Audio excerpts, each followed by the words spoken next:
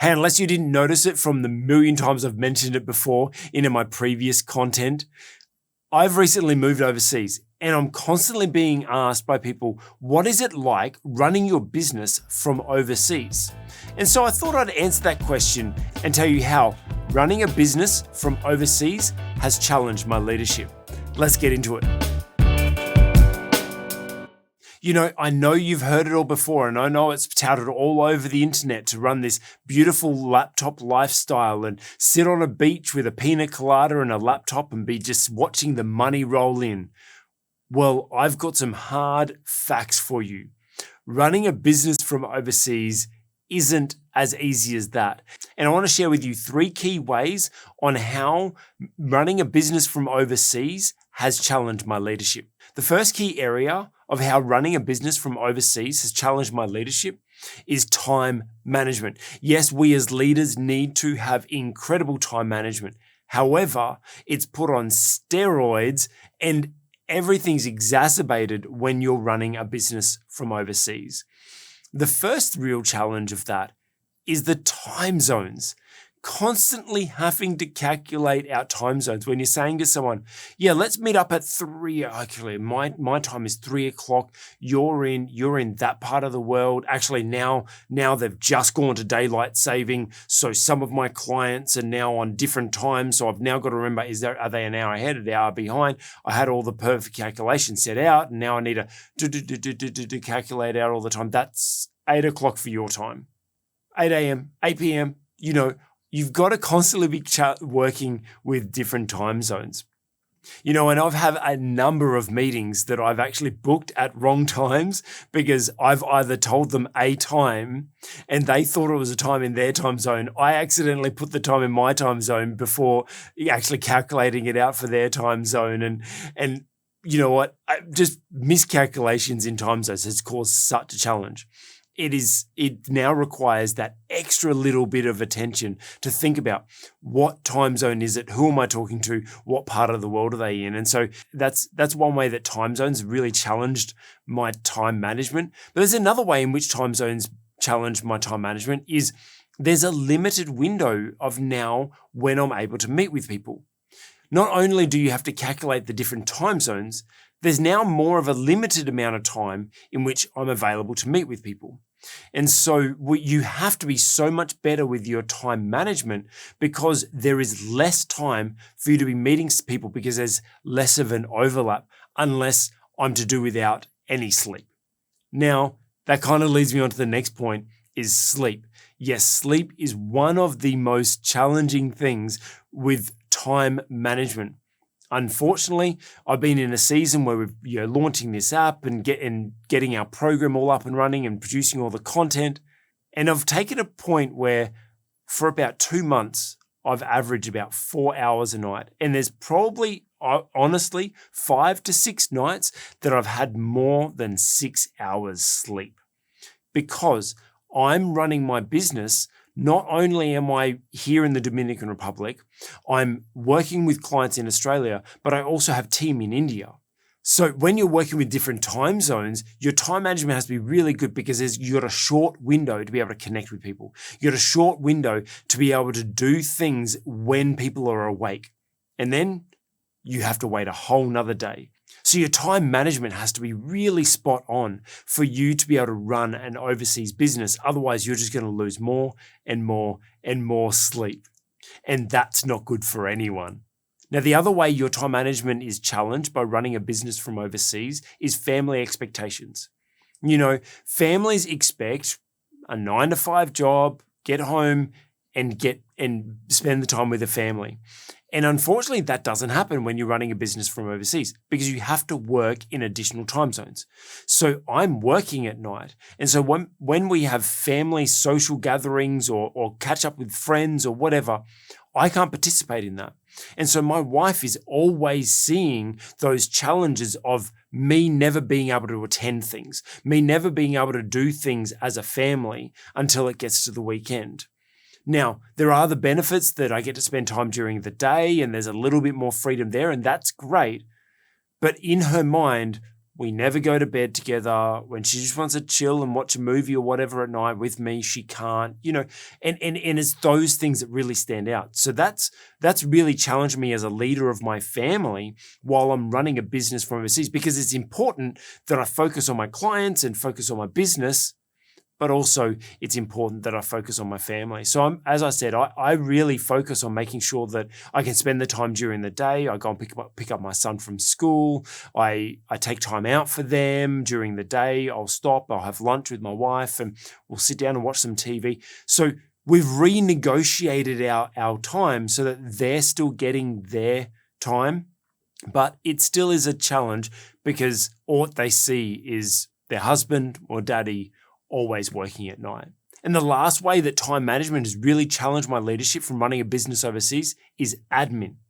Yes, when you run a business from overseas, everything admin takes 100 times longer. It is crazy because instead of just popping down the street and popping into the bank and dealing with an issue or going and calling someone or whatever, you're now doing international calls, which cost money, and you're sitting on hold for hours, and then they say, oh, just do this. And you're like, well, I can't, I'm not in the country. Or they say, hey, can I have this document? I'm like, I don't have it. It's in storage back in Australia. Or they're asking for stuff. And so admin just takes so long. Like you have to deal with something and it just takes so much longer. You'll be on an international call and it'll cut out and you'll have to call back, wait on hold for a whole another hour again, and then go through the whole process. And everything that they ask you to do always seems to be a bigger challenge. Like getting something notarized, getting something officiated, like just going to the JP. I can't go to the JP. Now, luckily, the JP laws have changed since COVID and you can do it via Zoom. So that helps. But it's just that extra thing that everything can't just be a pop down the road to the bank or pop down the road to the post office. Our credit cards just expired recently and the bank sent them over to us, but they didn't get to us. So we had to get them resent to my parents' place, get my parents to then send it via DHL because they're the only ones that will post direct and things like that. And only ones to come here and all that. That's also issues of living on an island, which I will do another video about living on an island and how that's challenged my leadership. But and it cost me $250 just to get my new credit card sent over to me in post. And so there's all these admin things that when you're running a business, they just take so much more time. You have to be that much more prepared because if I have to send a document, it will take weeks for me to send that document in. If I have to receive a document, it will take weeks for me to receive it. So I have to be so good with my time management when it comes to administrative things that I have to plan ahead to make sure that I'm getting everything in on time. So the first key area of how running a business from overseas has really challenged my leadership is my time management. The second key area of how running a business from overseas has challenged my leadership is building relationships. Yes, relationships are really, really important to me. And I believe one of the most crucial things to leadership is to be able to have good relationships with the people we're influencing and the people that are influencing us. And so let's look at the people that we're influencing, our team. When you run a business from overseas, you're already more removed. Even if you are running a remote business, there's going to be a little bit more removed because you're out of the country. And so I find that with my team, I find that their motivation, their productivity, and holding them accountable are some of the challenges that I find when trying to lead my team while in a different country. It's really easy to motivate someone when you've built that relationship with them, then you understand them and you're taking time out or you walk into the office and you can see it in their eyes and you can just tell that they're demotivated. And so you know how to inspire that person. Or maybe you're holding them accountable and you can literally see their productivity at the time. You can see what they're doing. And so you can see that they're starting to drop off. Well, when you're running a business from overseas, you have to be so switched on to those red flags. With my team, if they start falling behind on something, I will know instantly. Now, I haven't always been good at this, and this is what's really challenged my leadership, is I would get caught up in my busyness and I would not hold them accountable to the things they were meant to be doing. I would not give them proper deadlines, or if I gave them deadlines, I'd let it slide, and just whatever, I'll get back to them tomorrow. But you got to remember, every time you don't contact them, every time you don't hold them accountable, that's another day that project gets put back. That's another day that things just slip a little bit further and further. And so I find that building a relationship with my team is really crucial to making sure that I can run my business effectively while running my team. Being an effective leader, I need to understand how to motivate them. So I need a better relationship. I need to understand them. I need to take time for them. I just had a call with some of my team in India this morning, and they're in their kind of their version of Christmas celebrations, and we were talking about those celebrations and what they're doing for it, and the time off that they're having, and the parties that they're going to, and everything. I'm building a relationship to get to understand them more. I also make sure I hold them accountable. I'm understanding what their life is like, and I'm able to hold them accountable effectively because I have a relationship with them, and I know they're taking Wednesday off because that's a religious holiday. They're helping their dad out with his business on Friday morning or whatever. And you can only do that if you build effective relationships with your team. And so my leadership has been really challenged by making sure that I build effective relationships with my team. Now, I really pride myself on building really good relationships with my clients. My clients that I coach, we're almost family. I love them. They are in my heart. I pray for them. I care for them. When something happens in their life, in their business, it hurts me as well. I feel their pain. I feel a sense of responsibility for them. And so I have such a good relationship with my clients. But I will tell you that as soon as I started running my business from overseas, those relationships were harder to maintain because there was just that little bit more distance. Even though I did most of my sessions and most of my catch-ups with my clients online, every now and then, I'd take a long road trip and I'd go and catch up with a client. I'd drive interstate and catch up with someone, or I'd drive into another city and catch up with someone, and maybe do some filming with them, or just catch up with them at least like once or twice a year. I'd be catching up with them, or if we were in the area, we'd catch up for coffee or whatever it may be. But I can't do that when I'm running a business overseas. So I have to be even more intentional with making sure I maintain and build the relationships with my clients. And how do I do that? Well, I actually do that by making sure that I can spend the extra time with them. One way that I coach with my top tier business coaching clients is I don't set time limits in our sessions. Now, I know most coaches have a set time, and yes, our leadership coaching, because we've made it a very cost-effective leadership coaching program, we've made sure that we've tried to make it as cost-effective possible, so it is time limited. However, I have clients that are like my top-tier clients that I don't put any time limit on them. Yep, they have a block, and it's pretty much they have a block for half a day, and I don't book any other clients in that time. We don't always use half a day, but sometimes sessions go for 3.5, 4 hours, and I don't mind that. I've got the time set aside for them. They know that when they've got me, they've got me. We cover absolutely everything. I spend more time at the start of my sessions in just doing catch-up. We spend a good half an hour, 45 minutes catching up socially so I can actually build the relationship, because I truly believe it's important for you to build relationship with your clients. But because I use up that time, I don't put pressure on time at the end to finish at a certain time, because I know that relationship is important. Also, if they're going through something, I want them to know that they can rely on me, that I'm there for them. So there's no clock running. And so I would challenge you as a leader, if you want to build really good relationships with your clients, or even with your team, make sure you don't set time limits for them. Yes, we need to be really good with really productive with our time. We have really good time management practices. However, you do need to know those moments where you can just spend time with your team or with your clients.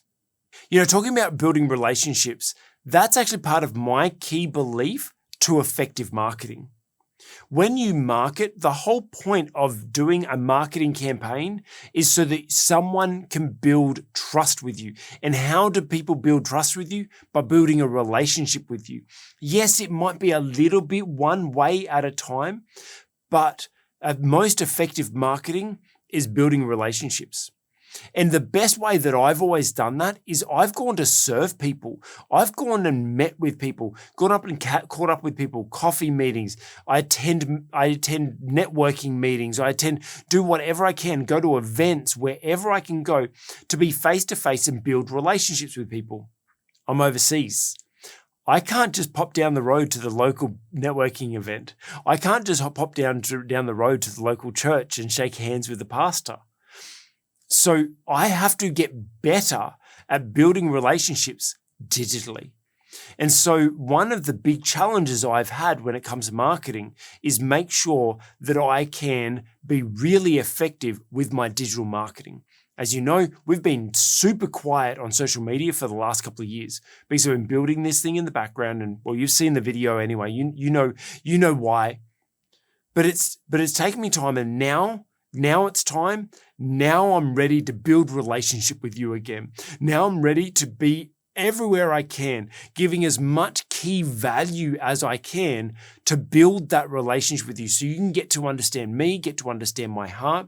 You see us in our podcast, you see conversations, you see me just sharing my everyday events, and there's lots of other things that are in the works as well for you to be able to build relationship with me and get to understand and trust me. And so when you're running a business from overseas, one of the biggest challenges is marketing, because you can't just rub shoulders with people. And it has been a big challenge for us. But now it's all about making sure we're visible, making sure that we can have that opportunity for people to get to know, like, and trust us. Now, I'm sure there'll be another video near in the future about how marketing has challenged my leadership, and I'll get into some deep challenges of what we're facing as well when it comes to marketing. But one key way how running a business from overseas has challenged my leadership has really come in the part of relationship building. I have to be extra intentional now with building relationships with people rather than it just being automatic and easy when you're in person. And the third key area of how running a business from overseas has challenged my leadership comes down to money. Yes, money.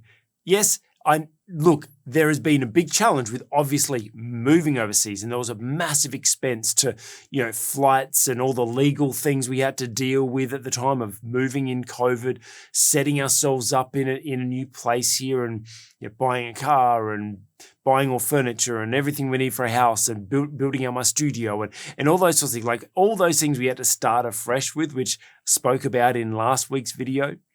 But there's actually more specific challenges to running a business from overseas that really challenge your finances as a leader.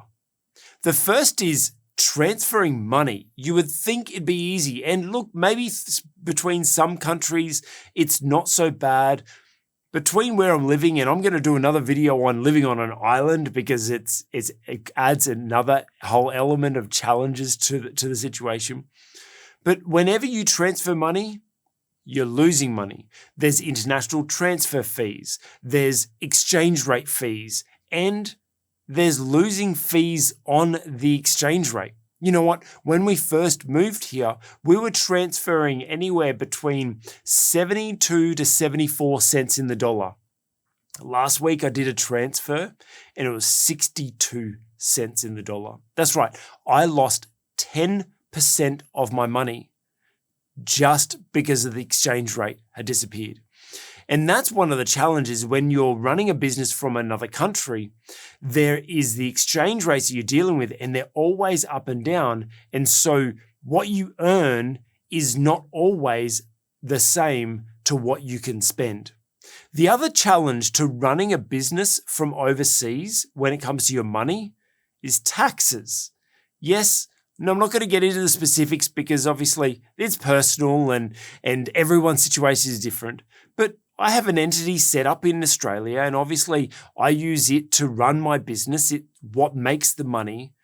But dispersing that money for tax deductions and paying myself as an employee, I can't do that now because I am no longer a tax resident for tax purposes, right?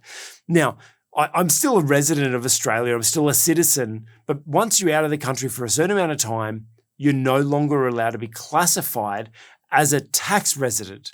So my company no longer can disperse the income to me properly. And so there's all these extra challenges now that I have to do to be able to disperse that income to me and actually pay myself and to be able to claim that tax as well. The other challenge when it comes to tax is GST. That's right. As you know, I'm running a business in Australia, so I add on GST, which is 10% in Australia. But if I was in Australia, I would be spending GST money. And so at the end, I'm earning a little bit of GST, I'm spending a little bit of GST, and things work out a little bit cheaper.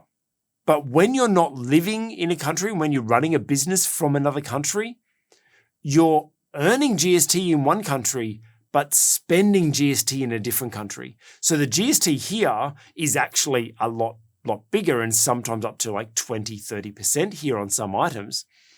I can't claim that 20, 30% GST back because I don't pay taxes here. And I can't claim that GST on my Australian money because it's not Australian GST, right? And so there's all these complicated challenges that, remember, I lost 10% of my money in just the exchange rate. Not to mention that I'm already losing like 30% of my money anyway. I've lost an additional 10% because of the exchange rate. I now lose 10% of what I could normally write off because I'm earning that in Australia. And also I'm spending more here as well. So it honestly costs, let's say 20 to 30 or even more % more to operate my business from overseas. And as a business leader, that extra 10, 20, 30% adds pressure onto an organization, and it requires us to be extra smart with our money. It requires us to be extra intentional with how we run our business. And those are the 3 key ways of how running a business from overseas has challenged my leadership. I've got to be better with my time management. I've got to be better with building relationships, and I have to be better with my money. Look, I hope that you learned a little bit, even if you're not interested in running a business from overseas, but hopefully these leadership principles will help challenge you to become better at your time management, become better at building relationships, and be better at managing your money. Hey, if you like this video, give us a thumbs up, put your comments below. I'd love to get your feedback. And if you'd like to learn more faith-based leadership strategies or learn more things from my everyday events that have challenged my leadership, make sure you subscribe to the channel.